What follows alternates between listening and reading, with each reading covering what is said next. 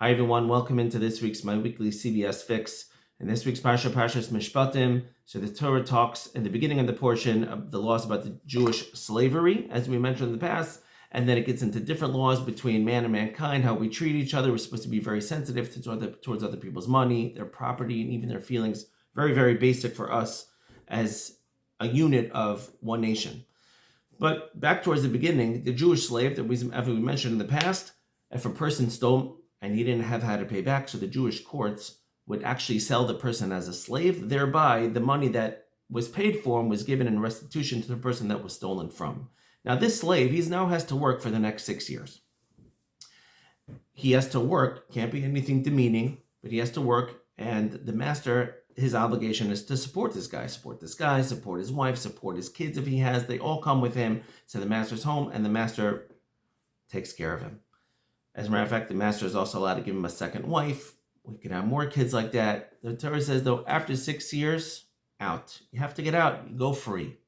Now, why is the Torah telling us this? The Torah is telling us this for many reasons, but one of the reasons is that a person might take stock of himself and go, 1 second, look what happened over here. I stole, and now I got sold. I lost my freedom as it is, but I'm living the life. Yeah, I got to work from 9 to 5. I got to work for this guy, but he doesn't give me any demeaning work. And he treats me like an equal. If he has quality bedding, he's got to give that to me as well. If he's got good food, he's got to give that to me. He takes care of my wife, takes care of my kids. I got no bills to pay. I'm good. But the Torah says, no. After 6 years, you got to get out. You go out. Not after 6 years, but if there's what's called the Jubilee, if the Jubilee falls out within the 6 years, you also get out. So the Torah is stressing, you got to get out. You got to go be back. You got to become a free person. Now, what is this person a free person? Now, the Torah didn't want this to happen because the Torah doesn't want us to be slaves to other slaves or servants to other servants. The Torah says that Hashem calls us, we are Hashem's servants. So Hashem said, you're supposed to serve me, not serve somebody else. You're supposed to serve me, Hashem says. And if we work for somebody else, we are serving a servant of Hashem.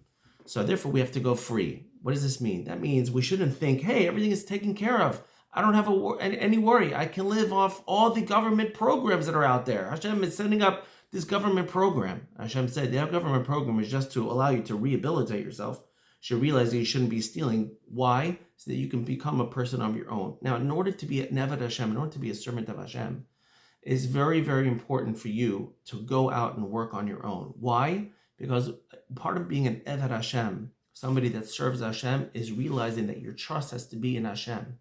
And to be a free loafer and just to take handouts on other people, that's not a way to live. It's not a way. Hashem wants you to have your own personal struggle. And you'll have success if you trust in Hashem. But that personal struggle is so that you look up to Hashem, I need money. Not that you look towards another human being. Like the verse says in Tehillim, Tov lachzas b'Hashem yitach ba'adam. And Tov lachzas b'Hashem yitach b'ndivim. It's better to trust in Hashem than to rely on a person. Then it's better to trust in Hashem than to rely on princes even. Why is that?